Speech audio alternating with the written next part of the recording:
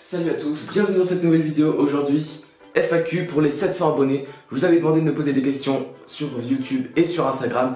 Donc c'est parti, je réponds tout de suite à vos questions. Première question, tu comptes faire une vidéo avec tes cousins? Alors oui, je pense.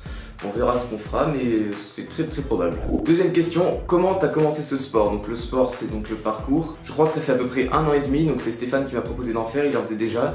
Il m'a proposé d'en faire avec lui, donc j'y suis allé et franchement c'était cool. Ça fait 2 ans et demi que je fais de la gym, donc déjà je commençais un peu le sport qui est similaire. Et voilà, 1 an après la gym, j'ai commencé à faire ce sport extérieur, donc le parcours. Troisième question, le parcours est une discipline risquée? Alors bien sûr, comme c'est un sport extrême en quelque sorte, c'est une discipline risquée. Après c'est pas totalement risqué, parce que c'est risqué si on fait les choses mal, mais quand on sait faire les choses bien, c'est pas forcément risqué. Par exemple, moi pour la plupart des choses que je veux apprendre à faire en parcours, je les apprends d'abord à les faire en salle de gym, comme ça je les maîtrise et ensuite je les fais sur le sol ou sur des murs ou peu importe, voilà. Pour ce qui est parcours plutôt urbex, escalade, des choses comme ça, c'est aussi le mental qui joue beaucoup. Il faut pas avoir peur, faut pas avoir le vertige, etc. Il faut avoir quelques compétences physiques, bien sûr, c'est le minimum. Prochaine question, est-ce que tu aimes toujours chanter, la maîtrise, tout ça? Alors, pour ceux qui ne savent pas ce que c'est la maîtrise, parce que vous ne devez tous pas savoir ce que c'est un cours de chant que j'ai fait de 6ème à la 4ème. Voilà, donc dans mon collège, pendant 3 ans, j'ai fait une école de chant. Ouais, c'est bizarre. Et pour répondre à la question, tu aimes toujours chanter? Bah non. Je n'aime pas chanter, c'est pas du tout une passion, là j'ai complètement changé.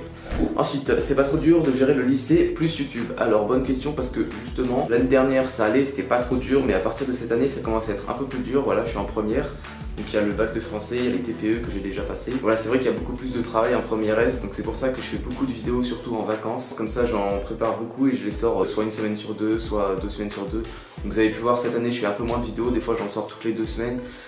Parce que voilà, j'ai moins le temps en semaine de faire des vidéos. Voilà, c'est un peu le problème du lycée, c'est que je peux pas en même temps travailler beaucoup au lycée et travailler beaucoup sur YouTube, donc c'est pour ça que je travaille un peu les deux. Faire les deux, c'est assez compliqué, c'est pour ça que je peux pas faire parfait les deux, voilà.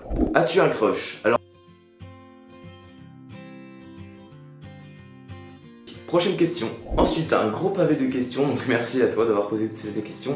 Donc on va les faire une par une. Première question. D'où te vient cette passion de sauter partout et escalader tout ce qui est en hauteur? Alors c'est une très bonne question parce qu'en fait j'ai remarqué il y a pas longtemps que cette passion je l'ai depuis très longtemps, depuis que je suis tout petit en fait. Parce que depuis que je suis tout petit, vraiment j'escalade tout, je me rends compte, maintenant que je fais ce sport, je me rends compte qu'avant en fait déjà je le faisais. Parce que par exemple sur la plage, de pierre en pierre, je courais de partout, j'escaladais déjà la terrasse de ma maison, je sais pas trop comment, avec une fenêtre par dessus. En fait je me rends compte que j'aime ce sport depuis très longtemps et que je le pratique sans le faire exprès depuis que je suis tout petit. Et après j'ai commencé à beaucoup le développer à partir du moment où j'ai commencé la gym, voilà, ça a fait un déclic et hop, c'est maintenant mon sport favori. Le youtubeur que tu voudrais rencontrer, alors ça serait Thibaut InShape, alors bien sûr il y en aurait beaucoup d'autres, McFly, Carito, etc. Mais principalement Thibaut InShape. Quels sont tes projets pour l'avenir côté vidéo? Alors c'est déjà faire beaucoup de vidéos sport, faire de l'urbex, escalader plein de trucs, et puis essayer de faire des vidéos de mieux en mieux avec de la bonne qualité. Sûrement des nouveaux courts-métrages, voilà, je n'ai pas encore trop préparé, il y en a peut-être un. C'est pas vraiment un court-métrage, mais vous allez voir si jamais je le tourne, ça peut être pas mal. En tout cas voilà, je me dirige plutôt vers le sport, il y aura des caméras cachées sûrement aussi, on verra, voilà.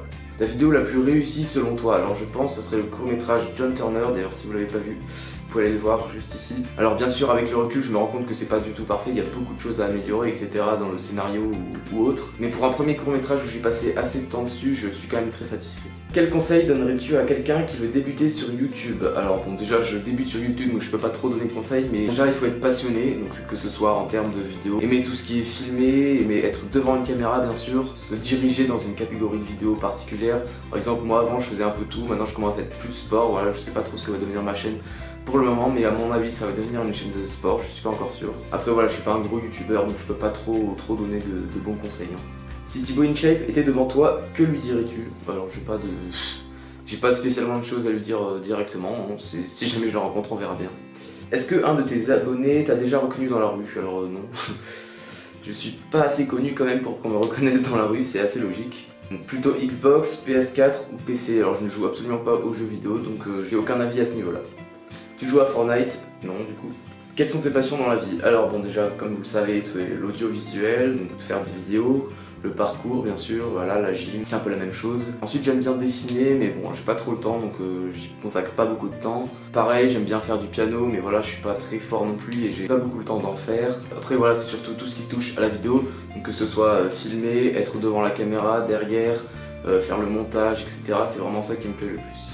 Quelles études et quel métier aimerais-tu faire plus tard? Alors mon rêve ça serait de devenir cascadeur, acteur cascadeur, ça serait vraiment génial. Mais voilà, on peut pas être juste cascadeur, donc je pense que je vais faire d'abord un BTS audiovisuel et ensuite peut-être partir dans une école de cascade, une école de cirque ou je ne sais pas. Je suis pas encore sûr de ce que je vais faire, voilà, j'ai encore un an pour décider. Mais voilà, mon objectif serait de devenir cascadeur en tout cas. Ensuite, Caris ou Booba, fais attention à ce que tu vas dire. Alors je ne suis absolument pas cette histoire. Pour vous dire, je ne sais même pas quelle est la tête de Caris. J'ai déjà vu Booba vite fait, mais ça m'intéresse absolument pas. Donc j'ai aucun avis à ce niveau-là. À quand le backflip numéro 2? Oui, je sais que tu l'attends depuis longtemps, c'est la personne qui pose cette question l'attend depuis longtemps. Je suis désolé, donc là je l'ai pas encore tourné, mais peut-être qu'il est sorti, je sais pas, parce que vu que je tourne cette vidéo avant, voilà, je peux pas te dire. Tu habites où? J'habite à Vals, près le Puy, donc montre-nous le paysage. Et bien écoutez, je vous montre tout de suite le paysage par la fenêtre, c'est parti. Voilà ce qu'on voit de ma fenêtre. C'est pas ouf, mais voilà, c'est tout. Tu peux montrer tes fonds d'écran, ok, bah oui, c'est pas, y a rien de spécial. Hein. Voilà, mon téléphone, c'est juste ça, un truc basique, hein, y a rien de spécial. Ensuite, je vous mets une photo là de mes ordinateurs, il y a ce fond d'écran ou celui-là. C'est des fonds d'écran basiques, j'ai rien de spécial dessus. Combien as-tu de frères et sœurs? Peux-tu nous les présenter? Alors, j'ai 7 frères et sœurs, il y a Flore qui a 19 ans, Mathéo qui a 14 ans, Jeanne qui a 12 ans, Élise qui a 11 ans, Marie-Lise qui a 9 ans, Pierre-Louis qui a 7 ans, Raphaël qui a 5 ans, voilà. Et moi qui en ai 17. Combien t'es-tu pris de râteau et combien en as-tu mis? Alors, attendez.